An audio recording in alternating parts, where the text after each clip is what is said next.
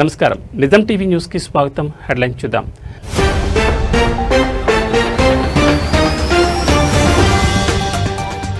కుప్పం నియోజకవర్గానికి చేరిన Krishnamma జలహారతిచ్చిన CM Chandrababu.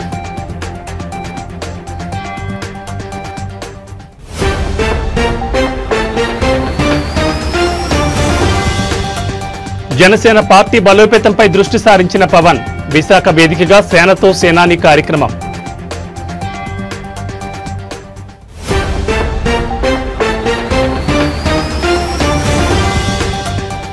MLA Maganti Gopinath మృతిపై అసెంబ్లీలో సంతాపం. కాసేపట్లో జరగనున్న బీఎస్సీ సమావేశం.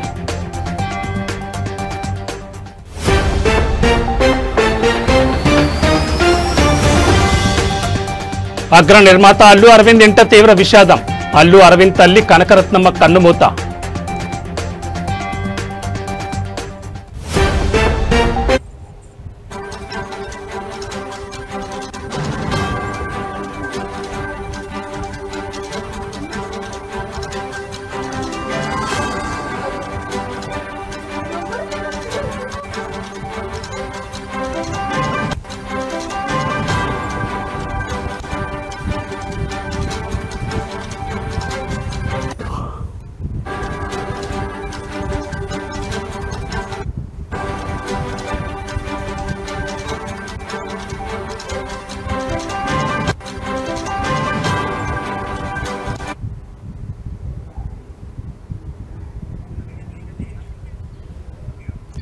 బులెటిన్లో బ్రేకింగ్ న్యూస్ చూస్తున్నాం. దేశ రాజధాని ఢిల్లీలో ఘోరం జరిగింది.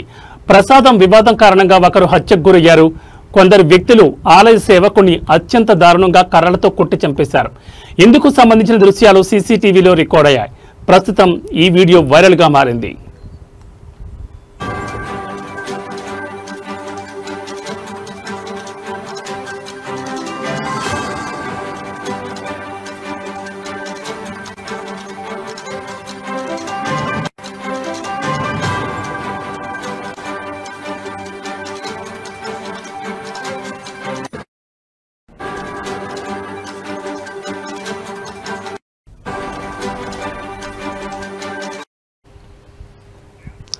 ప్రముఖ కల్కాజీ ఆలయానికి కొందరు వ్యక్తులు దర్శనానికి వచ్చారు. సందర్శన తర్వాత ఆలయ సేవకుడు యోగేంద్ర సింగ్ ను ప్రసాదం అడిగారు.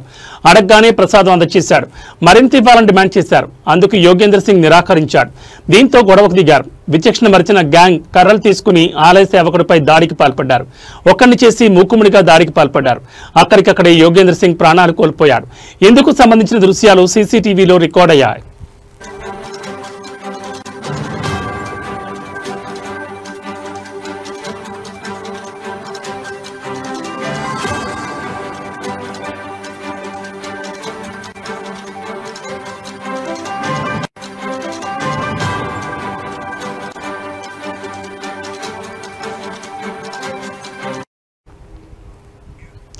బాధితుడు ఉత్తరప్రదేశ్లోని హార్దోయ్ జిల్లాలోని ఫట్టేపూర్ గ్రామానికి చెందిన ప్రాంతానికి చెందిన యోగేంద్ర సింగ్ గా పోలీసులు గుర్తించారు. గత 14 నుంచి 15 సంవత్సరాలుగా కల్కాజీ ఆలయంలో సేవాదారుగా పనిచేస్తున్నాడు. భక్తులకు ఆచారాలు, నైవేద్యాల విషయంలో సహాయం చేస్తూ ఉంటాడు. కానీ కొందరు దుండగులు ఆ కారణంగా కొట్టి చంపేశారు. పోలీసులు కేసు నమోదు చేసి నిందితుల కోసం గాలిస్తున్నారు. స్థానికులు బాధితుల్ని ఆసుపత్రికి తీసుకెళ్లినా ప్రయోజనం లేకుండా పోయింది. అప్పటికే మరణించినట్లుగా వైద్యులు ధృవీకరించారు.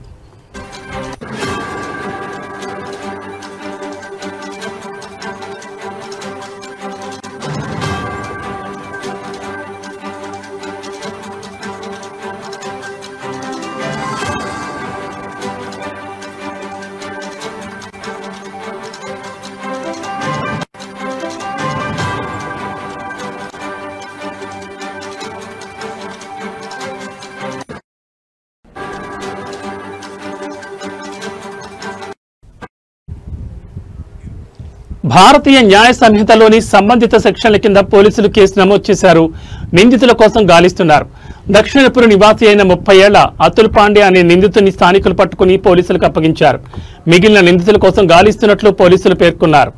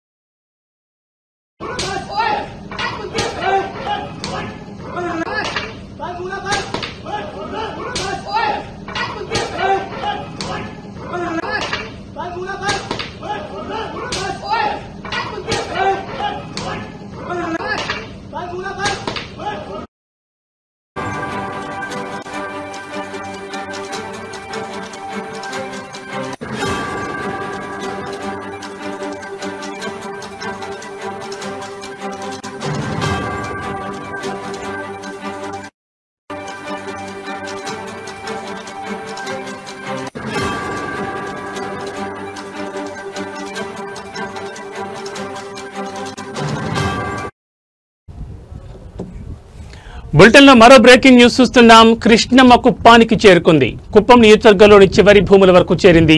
దీంతో కుప్పం బ్రాంచ్ కెనాల్ వద్ద కృష్ణమ్మకు జలహారతి ఇచ్చారు ఆంధ్రప్రదేశ్ ముఖ్యమంత్రి నారా చంద్రబాబు నాయుడు.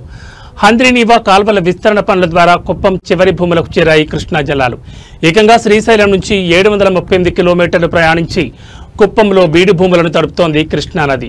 పంచె కట్టుకుని సంప్రదాయ పద్ధతిలో కృష్ణమ్మకు జలహారతి కార్యక్రమంలో పాల్గొన్నారు సీఎం చంద్రబాబు. వేద మంత్రోచ్చారణల మధ్య కృష్ణమ్మకు పసుపు కుంకుమ సమర్పించి జలహారతిచ్చారు. ఈ జలహారతి కార్యక్రమంలో మంత్రి నిమ్మల రామానాయుడు, ఎమ్మెల్సీ కంచెల శ్రీకాంత్, కుప్పం స్థానిక టీడీపీ నేతలు, ప్రజలు పాల్గొన్నారు. తమ నియోజకవర్గానికి కృష్ణా జలాలు రావడంపై సంతోషాన్ని వ్యక్తం చేస్తూ జై చంద్రబాబు, జై చంద్రబాబు అంటూ పెద్ద ఎత్తున నినాదాలు చేశారు కుప్పం ప్రజలు.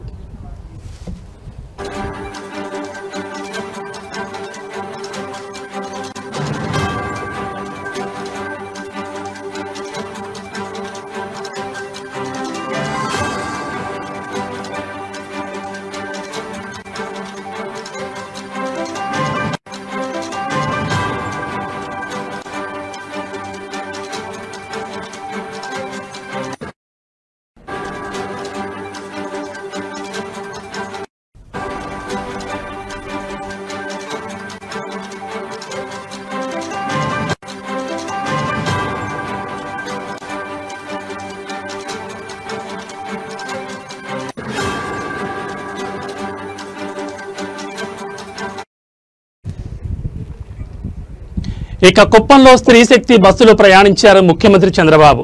మహిళలు రైతులతో కలిసి బస్సులో ప్రయాణించారు. కుప్పం బ్రాంచ్ కెనాల్ వరకు మహిళలు రైతులతో సంభాషిస్తూ బస్సులో ప్రయాణం చేశారు ఏపీ సీఎం. స్త్రీ శక్తి పేరుతో అందిస్తున్న ఉచిత బస్సు సదుపాయం ఎలా ఉందని మహిళలను అడిగి తెలుసుకున్నారు. తాము ఎక్కడికి వెళ్లినా ఇబ్బంది లేకుండా ఫ్రీ బస్సులో వెళ్తున్నామని ఆనందం వ్యక్తం చేశారు మహిళలు. చక్కటి సదుపాయాన్ని కల్పించారని, తమకు డబ్బులు ఆదా అవుతున్నాయని సీఎంతో చెప్పారు. హంద్రీనీవా ద్వారా కృష్ణా నీళ్లు తొలిసారి కుప్పానికి వచ్చాయి.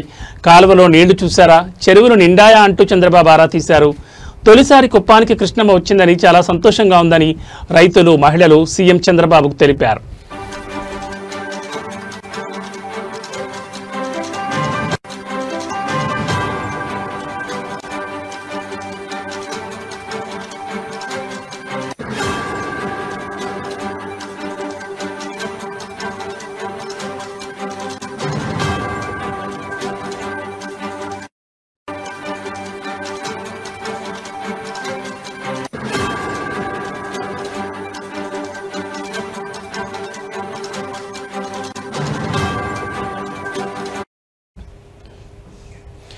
కృష్ణమ్మ కుప్పానికి చేరుకుంది. కుప్పం నియోజకవర్గంలోని చివరి భూముల వరకు చేరింది. దీంతో కుప్పం బ్రాంచ్ కెనాల్ వద్ద కృష్ణమ్మకు జలహారతి ఇచ్చారు ఏపీ ముఖ్యమంత్రి నారా చంద్రబాబు నాయుడు. హంద్రీనీవా కాల్వల విస్తరణ పనుల ద్వారా కుప్పం చివరి భూములకు చేరాయి కృష్ణా జలాలు. ఏకంగా శ్రీశైలం నుంచి 738 కిలోమీటర్లు ప్రయాణించి కుప్పంలో బీడి భూములను తడుపుతోంది కృష్ణమ్మ. పంచె కట్టుకుని సంప్రదాయ పద్ధతిలో కృష్ణమ్మకు జలహారతి కార్యక్రమంలో పాల్గొన్నారు సీఎం చంద్రబాబు. వేద మంత్రోచ్చారణల మధ్య కృష్ణమ్మకు పసుపు కుంకుమ సమర్పించి జలహారతిచ్చారు. ఈ జలహారతి కార్యక్రమంలో మంత్రి నిమ్మల రామానాయుడు, ఎమ్మెల్సీ కంచెల శ్రీకాంత్, కుప్పం స్థానిక టీడీపీ నేతలు, ప్రజలు పాల్గొన్నారు. తమ నియోజకవర్గానికి కృష్ణా జలాలు రావడంపై సంతోషాన్ని వ్యక్తం చేస్తూ జై చంద్రబాబు, జై జై చంద్రబాబు అంటూ పెద్ద ఎత్తున నినాదాలు చేశారు కుప్పం ప్రజలు. ఇక కుప్పంలో స్త్రీ శక్తి బస్సులో ప్రయాణించారు ముఖ్యమంత్రి చంద్రబాబు. మహిళలు రైతులతో కలిసి బస్సులో ప్రయాణించారు. కుప్పం బ్రాంచ్ కెనాల్ వరకు మహిళలు రైతులతో సంభాషిస్తూ బస్సులో ప్రయాణం చేశారు ఏపీ సీఎం. స్త్రీ శక్తి పేరుతో అందిస్తున్న ఉచిత బస్సు సదుపాయం ఎలా ఉందని మహిళలను అడిగి తెలుసుకున్నారు. తాము ఎక్కడికి వెళ్లినా ఇబ్బంది లేకుండా ఫ్రీ బస్సులో వెళ్తున్నామని ఆనందం వ్యక్తం చేశారు మహిళలు. చక్కటి సదుపాయాన్ని కల్పించారని, తమకు డబ్బులు ఆదా అవుతున్నాయని సీఎంతో చెప్పారు. హంద్రీనీవా ద్వారా కృష్ణా నీళ్లు తొలిసారి కుప్పానికి వచ్చాయి. కాలువలో నీళ్లు చూశారా, చెరువులు నిండాయా అంటూ చంద్రబాబు ఆరా తీశారు. తొలిసారి కుప్పానికి కృష్ణమ్మ వచ్చిందని చాలా సంతోషంగా ఉందని రైతులు, మహిళలు సీఎం చంద్రబాబుకు తెలిపారు.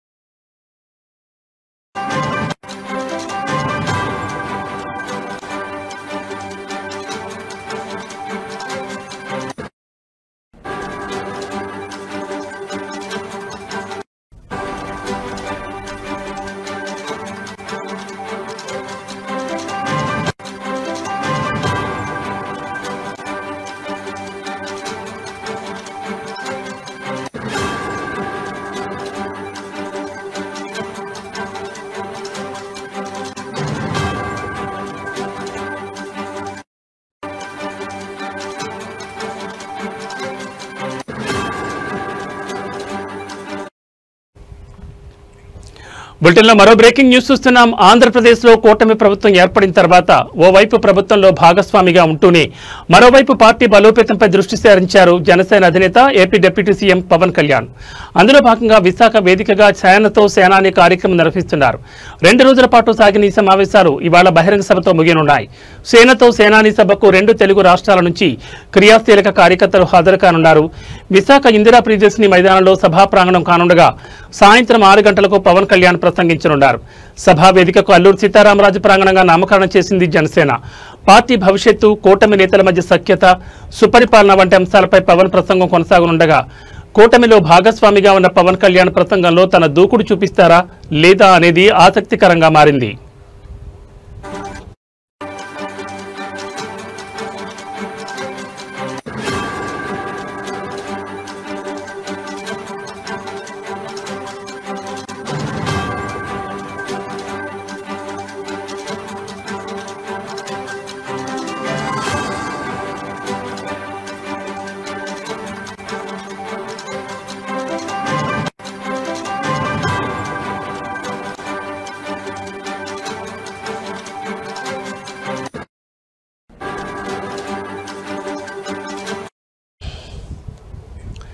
ఇక విశాఖలో 2వ రోజు సేనతో సేనాని కార్యక్రమంలో జన సైనికులు, వీర మహిళలతో భేటీ అయిన పవన్ పార్టీ అభివృద్ధి, రాజకీయ ప్రయాణం, వ్యక్తిగత అనుభవాల గురించి క్లియర్ గా మాట్లాడారు. గత ప్రభుత్వం డబ్బులు పోగేసుకుంటే నేను మాటలు పోగేసుకుంటున్నానంటూ మొదలుపెట్టిన పవన్ కళ్యాణ్ జనసేన భావజాలమే తనను, కార్యకర్తలను ఒకే దగ్గరకు తెచ్చిందని అన్నారు. ఉద్దానం సమస్య తన దృష్టికి వచ్చిన తర్వాత అది కేవలం రాజకీయ సమస్య కాదు, సోషియో పొలిటికల్ కమిట్మెంట్ తోనే పరిష్కారం సాధ్యమవుతుందని స్పష్టం చేశారు. సినిమా ద్వారా ప్రజలకు చేరువైన తనకు పార్టీ ఆవిర్భావం రోజుల్లో జనం తాకిడి ఫంక్షన్లా ఉండేదని గుర్తు చేసుకున్నారు. జనం మీద పడిపోవడం నాకు అడ్డంకిగా మారిందన్నారు. కానీ భావజాలం కోసం మీరు చేసిన త్యాగం వ్యక్తిగతం కాదు, పార్టీ కోసం చేసిన సమర్పణని పవన్ వ్యాఖ్యానించారు.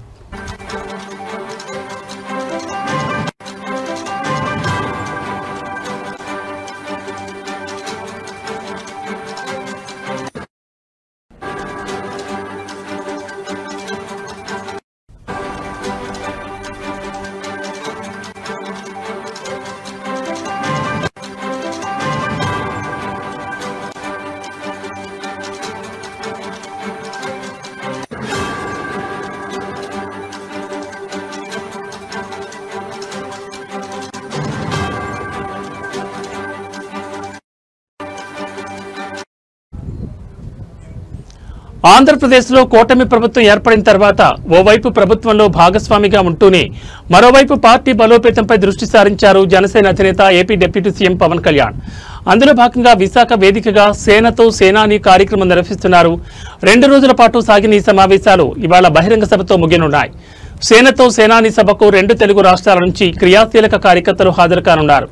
విశాఖ ఇందిరా ప్రియదర్శిని మైదానంలో సభ ప్రారంభం కానుండగా సాయంత్రం 6 గంటలకు పవన్ కళ్యాణ్ ప్రసంగించనున్నారు. సభా వేదికకు అల్లూరు సీతారామరాజు ప్రాంగణంగా నామకరణం చేసింది జనసేన. పార్టీ భవిష్యత్తు, కూటమి నేతల మధ్య సఖ్యత, సుపరిపాలన వంటి అంశాలపై పవన్ ప్రసంగం కొనసాగనుండగా కూటమిలో భాగస్వామిగా ఉన్న పవన్ కళ్యాణ్ ప్రసంగంలో తన దూకుడు చూపిస్తారా లేదా అనేది ఆసక్తికరంగా మారింది. ఇక విశాఖలో 2వ రోజు సేనతో సేనాని కార్యక్రమంలో జన సైనికులు, వీర మహిళలతో భేటీ అయిన పవన్ పార్టీ అభివృద్ధి, రాజకీయ ప్రయాణం, వ్యక్తిగత అనుభవాల గురించి క్లియర్ గా మాట్లాడారు. గత ప్రభుత్వం డబ్బులు పోగేసుకుంటే నేను మాటలు పోగేసుకుంటున్నాను అంటూ మొదలుపెట్టిన పవన్ కళ్యాణ్ జనసేన భావజాలమే తనను, కార్యకర్తలను ఒకే దగ్గరకు తెచ్చిందని అన్నారు.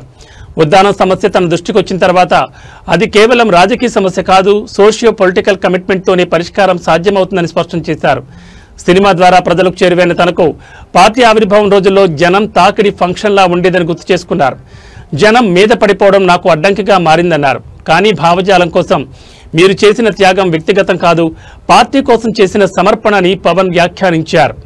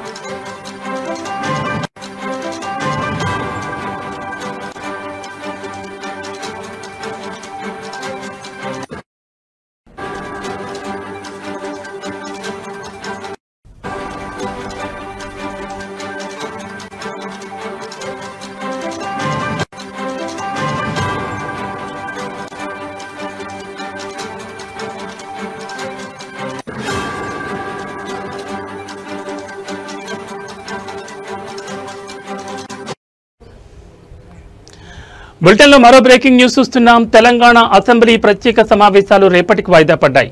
రేపు ఉదయం 9 గంటలకు అసెంబ్లీ ప్రారంభమవుతుంది. కాళేశ్వరం ప్రాజెక్టు అవకతవకలపై ఘోష్ కమిటీ ఇచ్చిన నివేదికపై అసెంబ్లీలో చర్చించబోతున్నారు. ఈ చర్చ ఆధారంగా ఎలాంటి చర్యలు తీసుకోవాలనే దానిపై ప్రభుత్వం నిర్ణయించనుంది.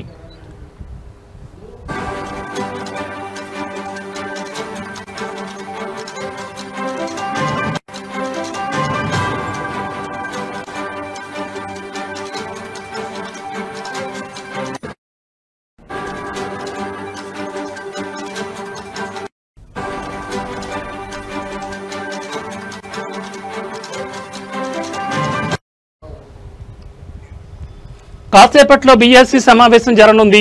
ఈ సమావేశంలో అసెంబ్లీ సమావేశాలను ఎన్ని రోజులు నిర్వహించాలి, ఏ అంశాలపై చర్చించాలనే దానిపై నిర్ణయం తీసుకోనున్నారు.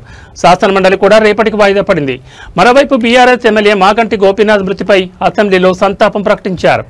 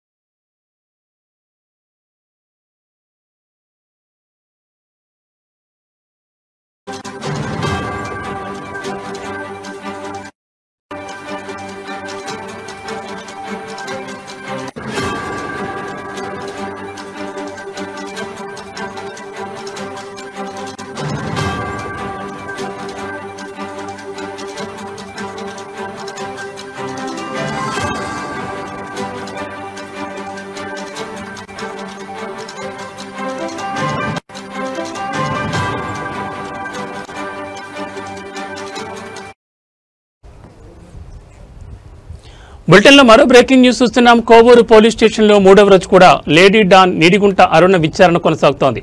ఈ ఉదయం అరుణను కోవూరు పోలీస్ స్టేషన్కి తీసుకొచ్చారు. ఆ సమయంలో అరుణ మీడియాతో మాట్లాడేందుకు ప్రయత్నించింది. కెమెరాలు పెడతారు కానీ నన్ను మాట్లాడిస్తే కదా అంటూ ఏదో చెప్తుండగానే పోలీసులు ఆమెను స్టేషన్ లోపలికి తీసుకెళ్లారు. అరుణను అడిషనల్ ఎస్పీ సౌజన్య, ఒంగోలు టౌన్ డీఎస్పీ రాయపాటి శ్రీనివాసరావు విచారించారు. ఇప్పటికే గత 3 రోజులుగా అరుణను పోలీసులు చాలా ప్రశ్నలు వేశారని తెలుస్తోంది. కూటమి ప్రభుత్వం కఠినంగా ఉన్న పోలీసులు కేసులు పెడుతున్నా డోంట్ కేర్ అనే లెవెల్లోని కిలాడి అరుణ ఉండడం చూసి బాధితులు అబే పోలీసులు రౌడీలను ఏమీ చేయలేరులే అని కామెంట్ చేస్తున్నారు.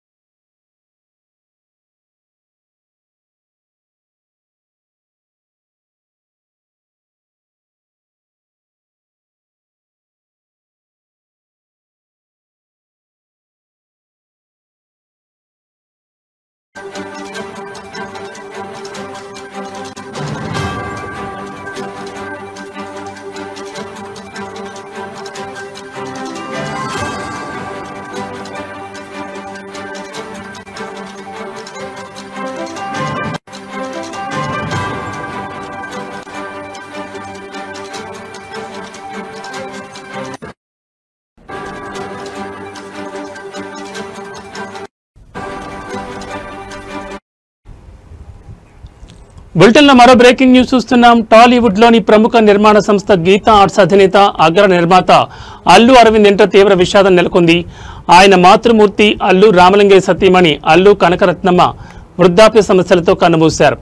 ఆమె వయసు 94 సంవత్సరాలు. శుక్రవారం అర్ధరాత్రి దాటిన తర్వాత తెల్లవారుజామున 1:45 సమయంలో ఆమె తుదిశ్వాస విడిచినట్లు కుటుంబ సభ్యులు తెలిపారు.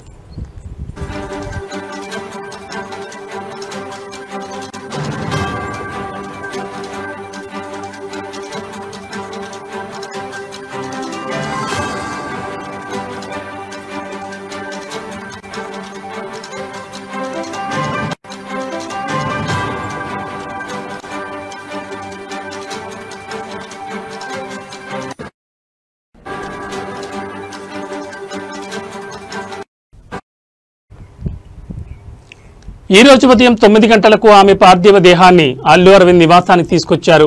మధ్యాహ్నం హైదరాబాద్లోని కోకాపేటలో కనకరత్నం అంత్యక్రియలు నిర్వహించనున్నారు. ఈ నేపథ్యంలో షూటింగ్ల నిమిత్తం వేర్వేరు నగరాల్లో ఉన్న కుటుంబ సభ్యులు హైదరాబాద్కు పయనమయ్యారు. స్టైలిష్ స్టార్ అల్లు అర్జున్ ముంబై నుంచి, గ్లోబల్ స్టార్ రామ్ చరణ్ మైసూర్ నుంచి మధ్యాహ్నానికి నగరానికి చేరుకున్నారు.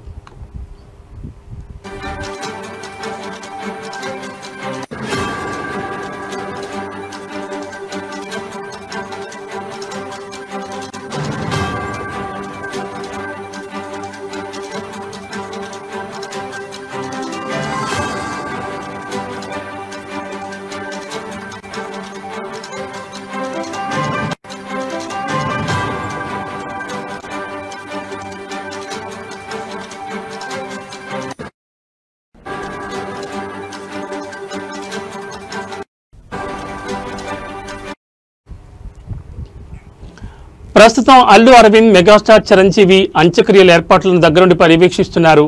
మరోవైపు పవన్ కళ్యాణ్, నాగబాబు వైజాగ్లో ఒక బహిరంగ సభలో పాల్గొనాల్సినందున వారు ఆదివారం హైదరాబాద్కు వచ్చి అల్లు అరవింద్ కుటుంబాన్ని పరామర్శించనున్నట్లు తెలుస్తోంది.